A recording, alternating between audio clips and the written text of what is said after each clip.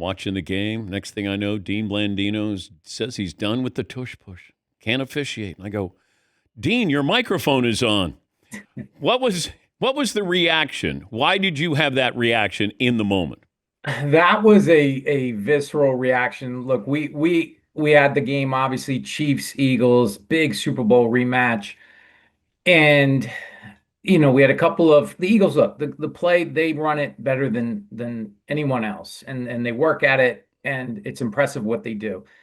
But just in that game, we had a couple, two goal to go plays, third down. Looks like Hurts is in. They rule him short. It's really tough to review. Can't see the football, all these bodies. Next play, fourth and goal, they rule touchdown. You've got both guards moving early. Should have been a false start. Then later in the game, another big first down conversion, and you've got the guard moving early. So it just got to the point for me where I've been on record. I don't love the play. It was illegal to push runners forever, since the inception of the league until 2005.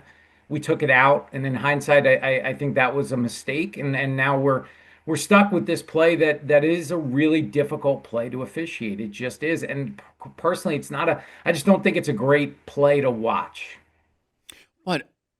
You can officiate this by calling the guards, offsides. Why don't we start 100%. with that? No question. Look, those should have been called. That's not that I'm not condoning and making an excuse for that. That should have been called. But I think once you take that out of the mix, it's just with all those bodies and trying to get the spot, and we're trying to be perfect on these spots, and now we have virtual measurements.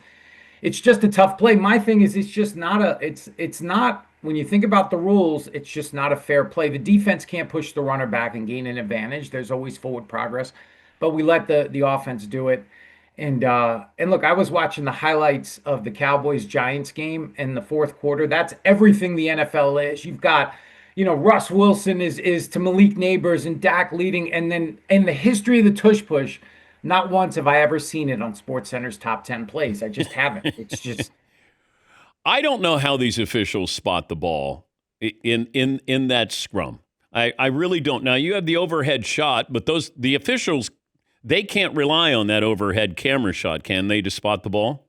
after the fact in review, yes, but you've got two officials that are down the line looking at it, and they're gonna come in as the play, as the pile kind of starts and try to get a look at the football. And quite frankly, look at the goal line mechanically, and this has been the deal forever.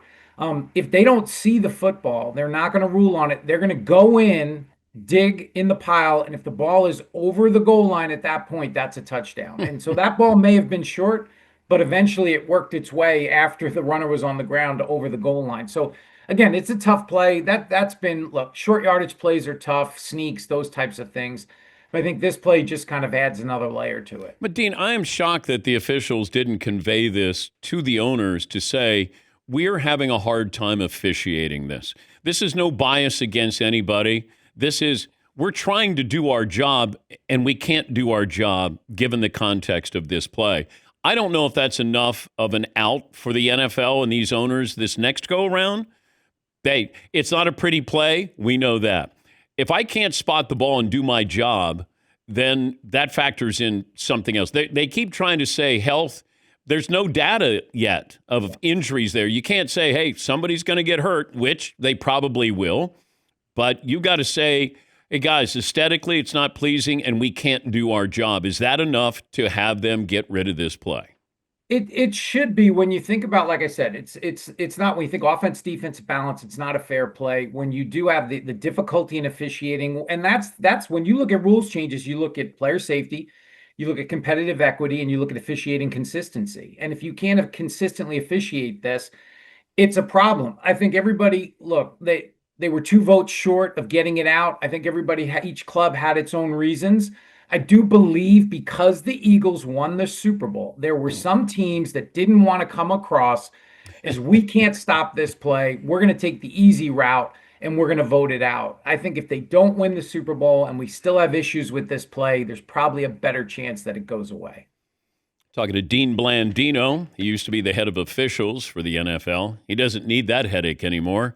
Fox Sports NFL college football rules analyst. Even the neutral zone. It seems like there's there's an infraction on every one of these tush pushes, and the Eagles would still be successful. They would with Jalen Hurts. You don't need somebody pushing from behind. You can still call it a quarterback sneak. I just can't have somebody pushing from behind. That just seems. You want to think about an injury. You could have an injury with your quarterback being pushed from behind, jamming his head in there. But no question. And look, and I agree with you. And I was talking to somebody yesterday at one of the clubs, and I think the Eagles would be successful on QB sneaks. QB sneaks, that's a high percentage play when it's 3rd and 1, 4th and 1. So they would be successful. And that's why I don't think it was illegal forever. I don't know why we need to keep this push. We don't let the defense do it. Why are we letting the offense do it?